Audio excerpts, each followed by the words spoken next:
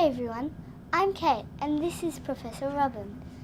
She studies vitamin D. What is vitamin D? So vitamin D is a chemical that we make in our body, and it's really important for making sure that we have healthy bones. Why is it so important to everyone? We think vitamin D is really important for a lot of things to do with our health.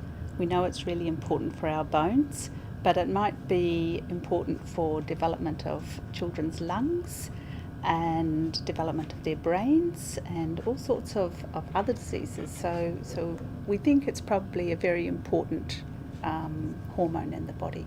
If we know it's good for us, why do we need to research it? We know it's good for our bones, and a lot of the other diseases, there's some evidence that it's good for us, but then when we actually give vitamin D to people, it doesn't change their disease. So that's a bit unexpected, and so we want to know why that is, and so that's why we need to research it to find out all the things it's important for and exactly how we might help those things.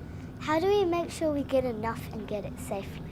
So for most of us, we get most of our vitamin D through sun exposure. So we go out in the sun and the sun shines on our skin and there are all these chemical reactions, and that's how we get our vitamin D. But we also know when we go out in the sun that if we get sunburnt or if we get too much sun, we can increase our risk of getting skin cancer. What do you love most about your work? I love the puzzles.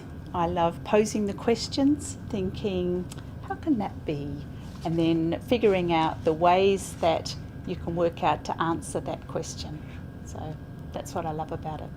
And to finish off, I'm going to ask you about some of your favourite things.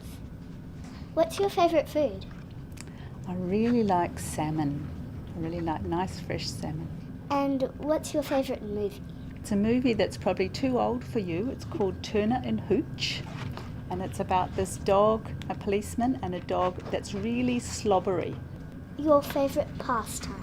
I like being with my kids and doing sport and doing things with them. And finally, if you weren't a scientist, what else would you be? I really like doing puzzles. I think that's why I like doing science. So I'd have to find some other job where I had some good puzzles to solve, good questions to ask and solve those questions. Thanks for the catch-up. Thanks, Kate.